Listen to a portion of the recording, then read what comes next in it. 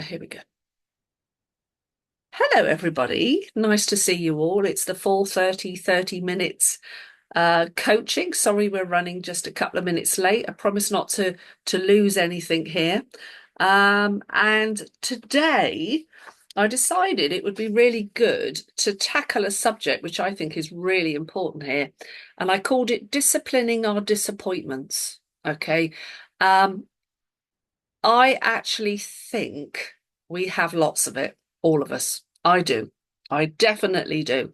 In fact, I would say that the last 2 months, I've had that much disappointment that there comes a moment when sometimes you pinch yourself and you start to think, have I lost it?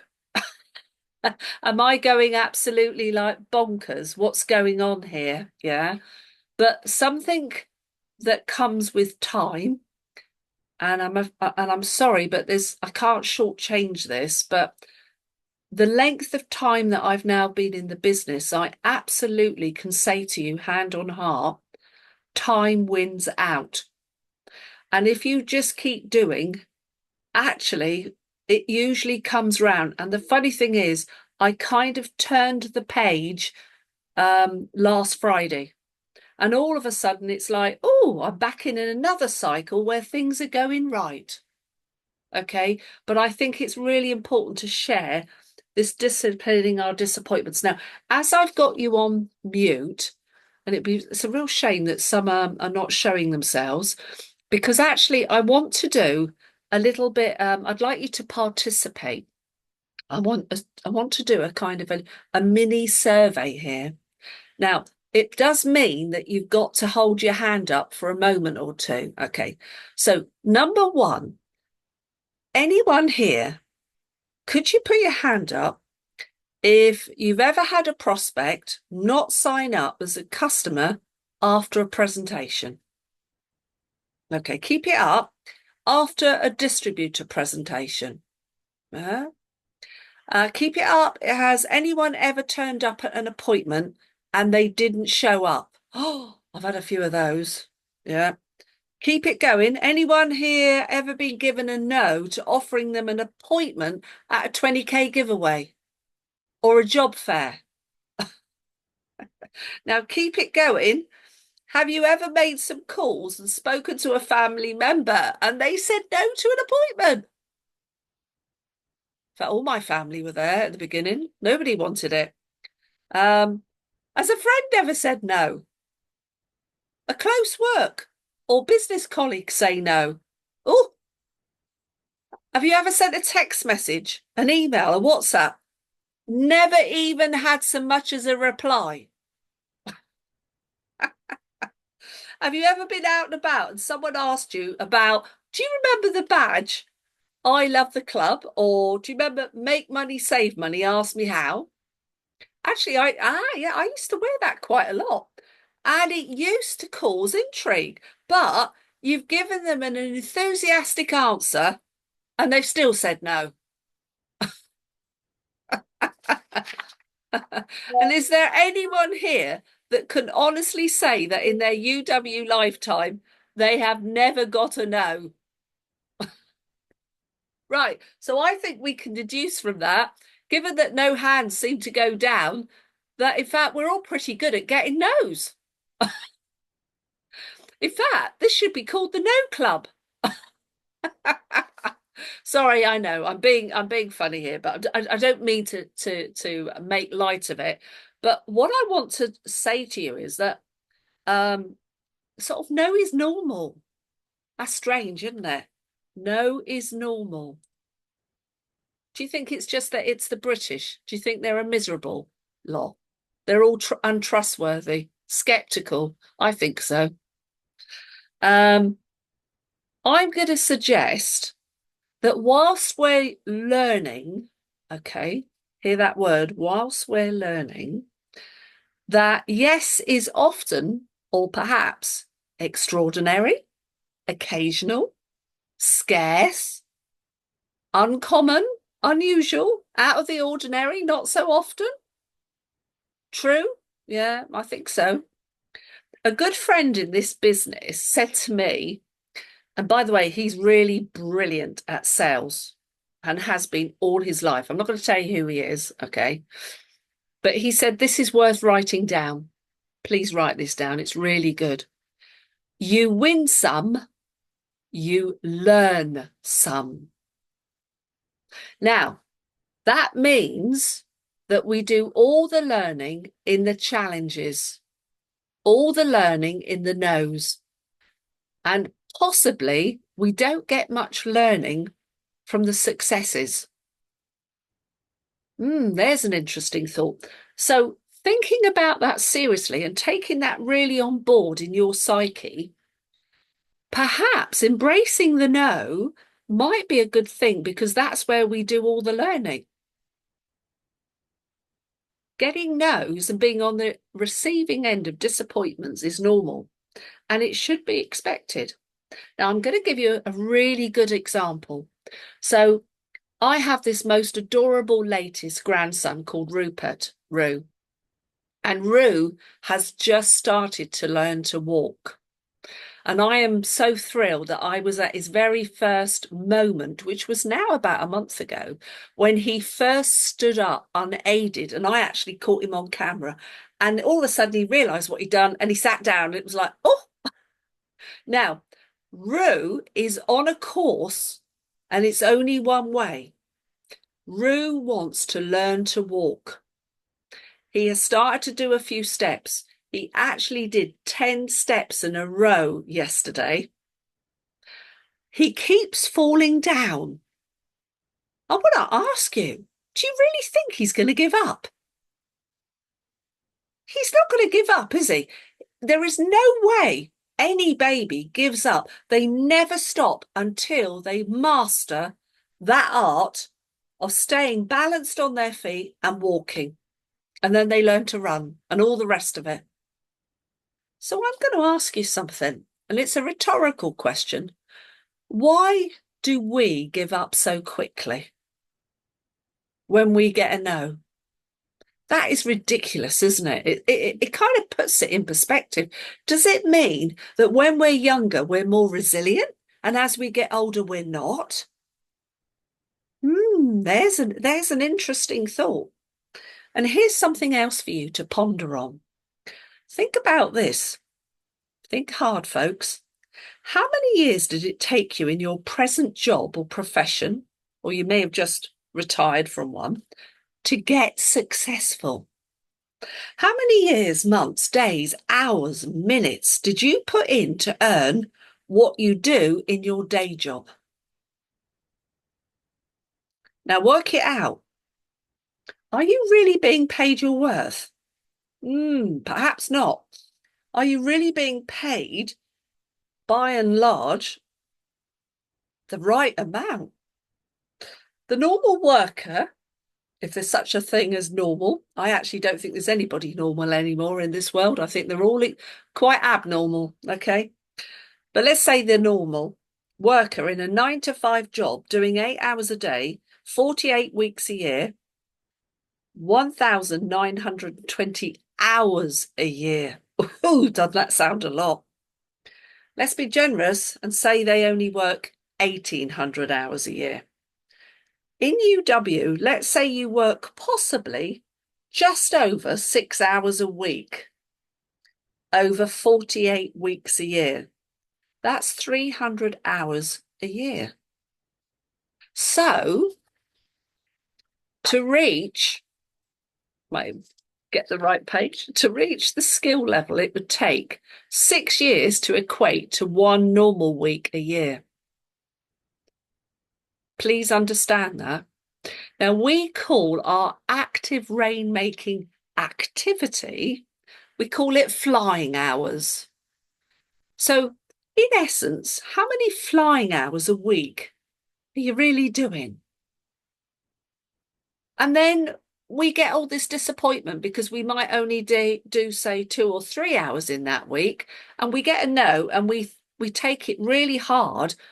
But actually, in essence, have we built up enough skill level that equates to even giving that credence that you should be disappointed? Last night, I travelled to Taunton to see one of the most formidable network marketers in the world. He's incredible. He's called Big Al, Tom Schreiter. He's not big at all. He's a tiny little man, which if you saw him walking in a corridor, you would not be excused if you didn't really note him. Okay. He isn't what I would call enigmatic. All right. But this man was explaining how, for a good 2 years, really all he ever got was rejection. He was pretty useless. And he said, the reality is you've got to skill up. Now, I'm probably going to be very controversial, but this is Lisa Ware. She usually is. Okay. There are many people in this business that will have you believe you can start up, no skill, go out there and just do this. What is it they call? Ice on fire. I think that's the phrase. Might have got it wrong. You get my gist, okay? I'm in the Big Al camp. Always have been. I believe to be good at anything, we have to skill up. Because here's the thing that I've learned. As in time, as my skills have grown, I've become more confident. That's a kind of natural thing, isn't it? Yeah. As you skill, you become more confident. And what I've learned is people buy my confidence. Sorry, I use the word buy. You get my drift, don't you? They actually, I can see that they're like, oh, I want to be part of that. Now, Stephen Longworth says people don't buy your test. In other words, he's saying the same thing in reverse. He's saying, do you know what? If you show any doubt, do you know what? They're unlikely to go with you because they're thinking, oh, well, if you doubt it, why should we join you? And actually, that's a very fair comment. And I would say to you, right? Oh, so people join this brilliant business, right? And I believe it does require quite a few skills to be learned.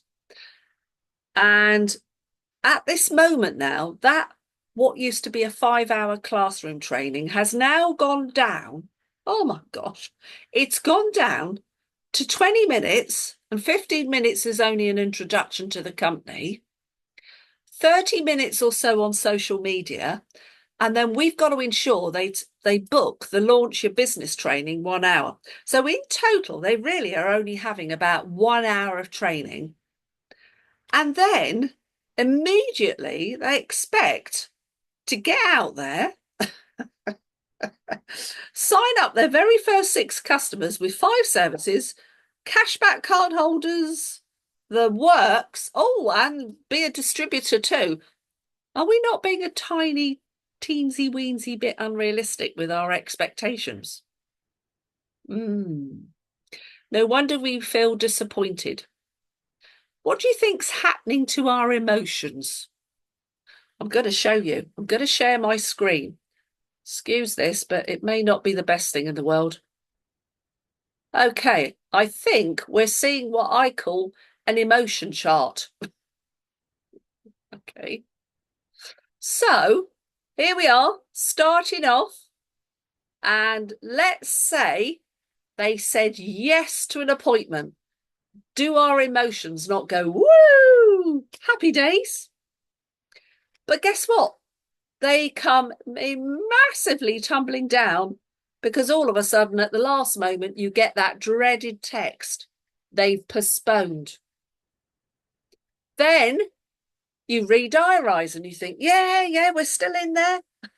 It goes back up again, this emotion. And then they go and cancel. And it drops down. And made 6 prospecting calls, got 2, it goes up. Now, I'm going to say to you guys, all that up and down of those emotions, those hormones going absolutely nuts. Do you think our anxiety levels are raised? I think so. Let's be honest. We are really challenging ourselves. Now, There are things that we can do. Okay, there's things that we can do. How can we discipline this disappointment? Well, what can we do to help to curb our emotions? In fact, how can we take our emotions out of the equation? Now, this is difficult because I tell you this, and you hear me say it.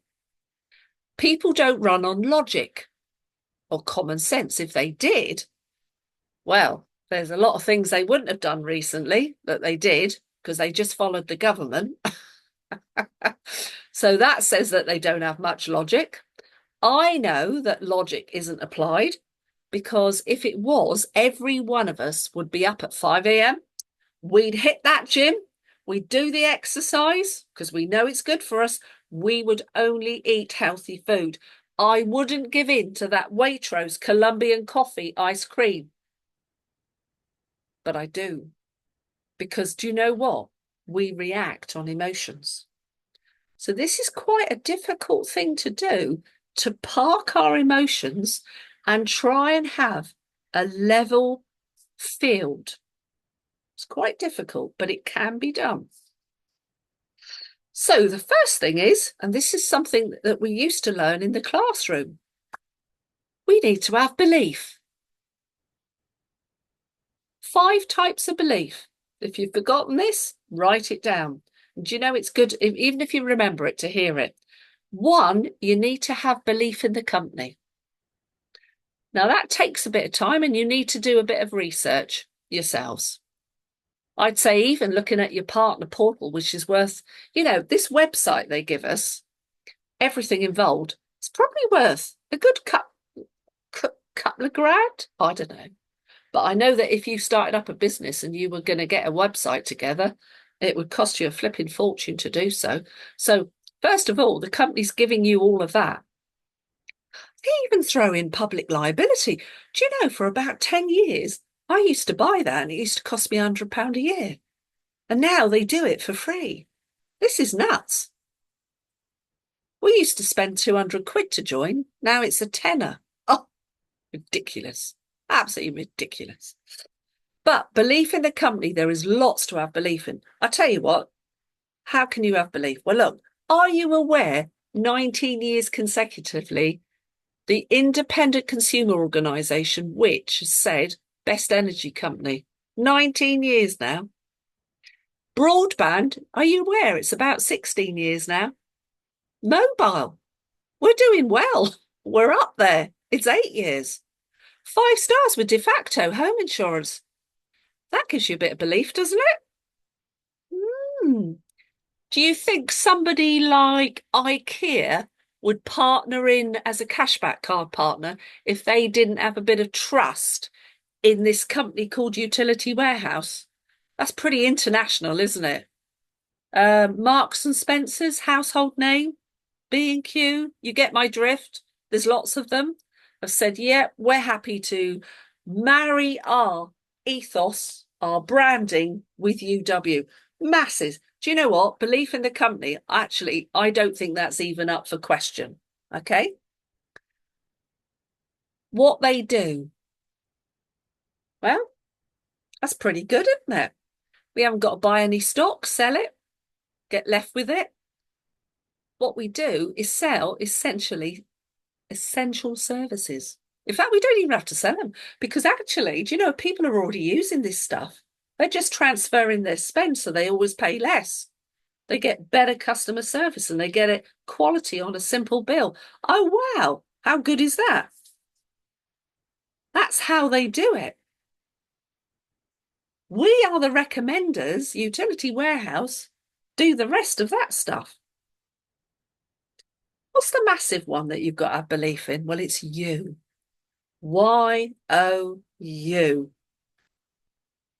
And I'd say that that's the one that's the hardest. And I'll tell you why. Because every single day, all of us get knockbacks, don't we? In some form or another. And often it's not even to do with work. It's personal, it's private, it's the family. You know, a child can knock you back. If Rue turned round and all of a sudden gave me that grimace and turned his head away, my heart would be like, oh, yeah. So actually, having belief in you is really important. And then the last one is massive. You've got to have a massive why. If you've not got a why, you are like a ship without a rudder. Do you know, it's when I do my fast start plan, I always give a bit of a simile to people, and I say to them, where would you like to go on holiday? And the usual response is, oh, somewhere hot. And I'll say, well, that's still about 200 countries. Can we pin it down a bit? And then they might come up with the Caribbean, and I say, oh, well, there's a lot of islands in the Caribbean, and I think it includes Cuba as well. So you've got to have direction, you've got to have focus, you've got to have a goal. Because if you don't, it can be very difficult to know how to get there. The other thing is, you want to get there the quickest way. You don't want to go all around the world twice before you get there. And that comes with us as well. Your why is really important, and your why changes over time. So that one is absolutely massive. I suggest too that you plug into some personal development. Now, personally, I am an absolute, I extol Jim Rohn. I just think Jim Rohn is magical, absolutely magical. There's not much that he doesn't cover, and he does it in a rather nice way. And he can be quite humorous. There are things like Go for No, Richard Fenton and Andrea Waltz, but I'll tell you this much. They're kind of almost saying, keep going for no. Can I make a suggestion? If you keep getting no's repeatedly, maybe it's time to think, perhaps I'm not doing that one quite right. Perhaps I need to ask for some help and see if there's a better way. I'm not sure about going for no. Yes, no's happen, all right, but I don't think I want to go for them. I think if I'm in the Big Owl camp, what I'm out to do is correct my errors, learn the skills so I get better. And that's what's happened over years. My no's have become less. Jim says it's the ratio thing. Yeah. How else can you build it? Well, I tell you what, go to events to build belief. Last night, turn up at the Taunton Buzz. Do you know what? Even though there was an hour and a half horrendous drive home in the thickest fog you can imagine. Do you know what? Excuse the pun, I was buzzing. Oh gosh, can you believe this? This is somebody I've been trying to get hold of. Sorry, I'm going to have to turn him off. Oh, and he's coming on WhatsApp. Don't you love it? I actually think the more events you can possibly attend, even if it's like this is an event, I think the more you build your belief. That just goes without saying, yeah. Go to the buzzes, go to a kickoff, go to 2 kickoffs. Never seen so many kickoffs. This is like a big year. Make sure you've already booked Power Up. Flipping heck, be there, be there, be there. All right. Lastly, and this applies to all of us that are in it and have been, you need to have a list of contacts. That is, they call it the funnel. There should be lots going in and some will come out, and you've got to get some. In the beginning, you should have enormous amounts. As time goes on, I hear people say, oh, I don't know anyone now. That's rot. Absolute rot. If you go out and about all the time, I'm meeting people. Now, I'm going to share something with you, right? So at the moment, I'm out to get rid of stuff because I've had this big extension done. I've got all new furniture and stuff. And I've been like, my daughters have taught me how to use Marketplace. It's very good. I recommend it. So I've managed to sell the suite. Guess what? They've become a customer. Oh, and I've got a referral. Today, the dining room chairs went, and I'm already in there. The builder that's done the building, I've got all his bills are coming in, and I'm going to be doing him. Now, if I get the builder, there's all his ancillary staff. Do you know, all the time that you are doing things and you're out and about, you are meeting people. and there's possibly lost chances there. So that is a fundamental thing, all right? It's fundamental, this constant, building that list, okay? And then there is something called the ultimate memory jogger, and I have sent that out before. Can send it out again if anybody wants it. It's bigger than the memory jogger that the company give. It's huge. So how about get on a new getting started? If you've not done one, do one. Not because you are starting, but because actually, even if you've got a bit of a team, you need to know what's involved so you can then recommend it to others. Now, I've been on it twice, and I got to say, Hannah Leaning and Claire Henger are an absolute blast. If nothing else, you're going to have a laugh. And they really kind of energize you, and it is really, really good. Yeah, it will really, really help. How about attend some local meetings? All right. How about join a home meeting with someone, not even in your group? What about get a success buddy? You'll get those at buzzes. And build your list. And with a big contact list and attending events and trainings and being around other partners, I promise you, it will be easier to discipline our disappointments. So I hope that's been of help. It's been a bit of a telling you thing. If you'd like to unmute, would anybody like to answer some questions there? How do I get invite? How do you unmute? Can you just unmute yourselves, guys? Yes, Yes, I can, yeah. Anybody There's a got getting started training tonight, Lisa, if there anybody is? wants it. Yeah. And tonight there is a launch your business training as well, because I just signed somebody up and put him straight on it. Yeah. Yeah. Yeah. Who keeps looking at their live events and training? Because you should do. Can I suggest that you actually look at it about, I'd say, the minimum once a week? Yeah. Do you go into your partner portals and have a look and see what's going on there? Because stuff is happening all the time. Yeah.